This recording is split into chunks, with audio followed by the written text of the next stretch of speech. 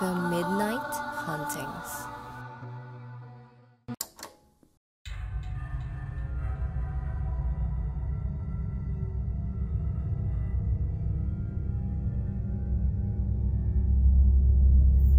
Magandang araw mga ka-midnight.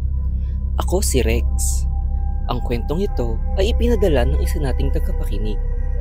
At ito ay tungkol sa isang lalaki na naalala ang kanyang engkwentro sa isang misteryosong diwata sa ilog, kung saan nababalot ng trahedya ang sinumang umapi sa kanya. Ako po si Roy, at ang aking kwento ay nagsimula nung ako ay bata pa. Nangyari ito sa probinsya noong mga panahong kasama ko ang aking lola. Maraming hindi magagandang alaala ang aking kabataan, kaya ngayon ko lang nabalikan ang nangyari sa akin. Lagi kasi akong pinagtutulungan sa aming paaralan nung ako ay bata pa. Mahilig kasi ako sa mga pambabaeng mga bagay at mahinhin akong kumilos. Naging tampulan ako ng pangaasar at pananakit nung mga panahon na yun, at tanging si Lola Gina lang ang aking kakampi. Si Lola Gina ang kumupkup sa akin nung bata pa ako, simula nang magtrabaho sa ibang bansa ang aking ina. Tinanggap niya ako ng buong buo at hindi iba ang trato niya sa akin kahit ako ay kakaibang kumilos. Siya din ang nagkwento sa akin tungkol sa isang diwata sa ilog. May ilog kasing malapit sa aming bakuran at yun ang tinatawid ko papuntang eskwelahan. Alam din ni Lola Gina na nahihilig ako sa mga diwata dahil sa mga cartoons na pambabae na aking pinapanood.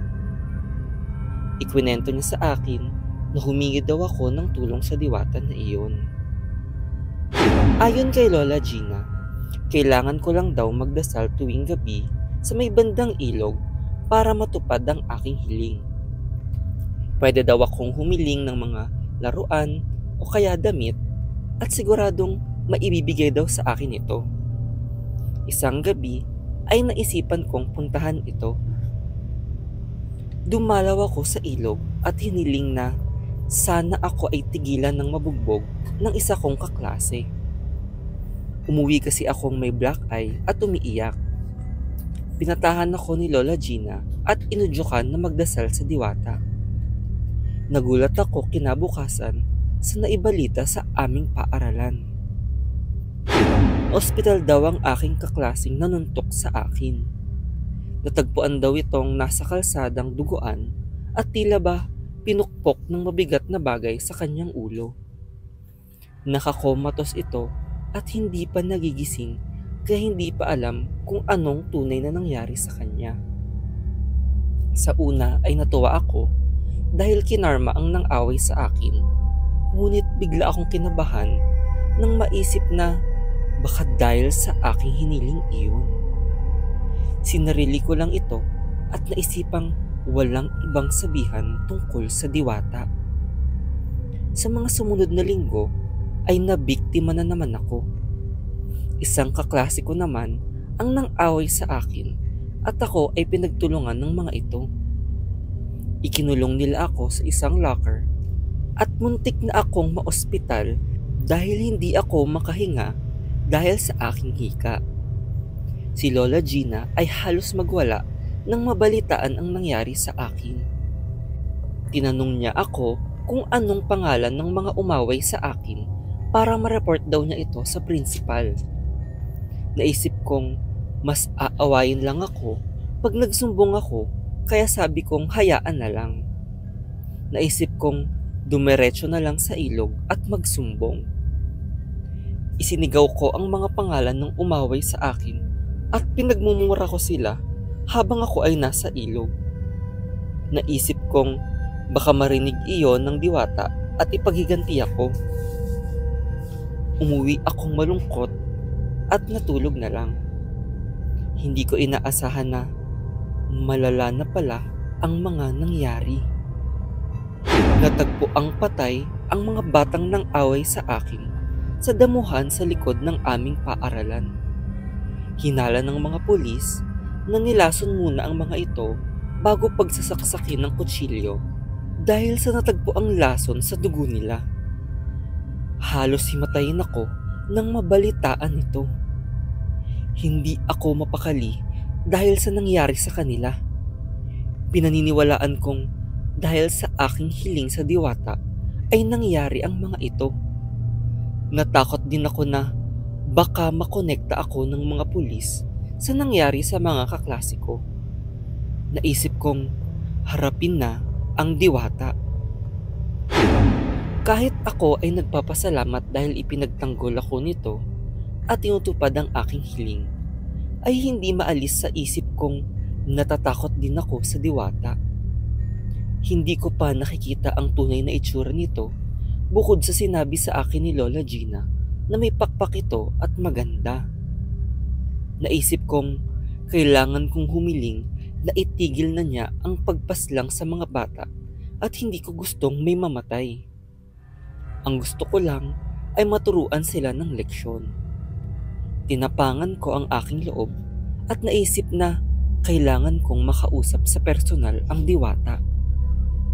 Sakto ay lumabas si Lola ng gabi para bumili ng mga gamit para sa aking proyekto, kaya pumuslit na ako papuntang ilog. Habang nagtatago ay naaaninag ko ang isang imahe ng babae na may kasamang bata. Nagulat ako sa biglang ginawa nito. Nilulunod ng diwata ang bata at nagpupumiglas ang batang ito. Kahit ako ay natatakot, ay napasigaw akong layuan niya ang bata. Agad na tumakbo papalayo ang diwata at tinulungan ko ang bata. Nagulat ako nang makitang isa itong kaklase kong umaaway din sa akin. Nagmamadali akong tumakbo at agad na humingi ng tulong sa mga otoridad. Sakto ay may mga umiikot din na tanod nun dahil sa mga atake sa mga estudyante sa gabi. Ikwinento ko ang nangyari at tinulungan nila kaming makauwi ng ligtas. Ayon sa mga pulis, naglalakad daw ang aking kaklase pauwi nang marinig na may tumatawag sa kanyang pangalan. Nakatago daw ang mukha nito at inalok lang siya ng mga pagkain kaya siya sumama dito. Nagulat na lang siya nang bigla siyang lunurin nito sa ilog. Ilang taon na din ang lumipas nang mangyari ang mga iyon sa akin. Hindi na natagpuan pa ang diwata at wala na ding ibang bata ang nasaktan matapos nun. Naging sikat na usapin ang tungkol sa diwata sa ilog na nananakit ng batang masama ang ugali. Wala na ako sa probinsya ngayon, ngunit bigla kong naalala ang kwentong ito dahil pumanaw na si Lola Gina at nakakabisita ako sa probinsya ulit. Doon namin nakita ang diary ni Lola Gina kung saan lahat kami ay nagulat sa kanyang mga sinabi at inamin. Si Lola Gina daw ang pumatay sa mga kaklase ko nung bata pa ako. Nagpapanggap siya gamit ang mga damit na itinatago niya at isang maskarang mukhang diwata. Hindi daw niya pinagsisisihan na ipagtanggol ang kanyang mahal na apo. Naisip kong baka dahil sa trauma ay madami akong nakalimutan nung gabing iyon, na hindi ko na pala napansin ang tunay na mukha na aking nakita. Na hindi ko na malaya na si Lola Gina pala ang tunay na diwata sa ilog.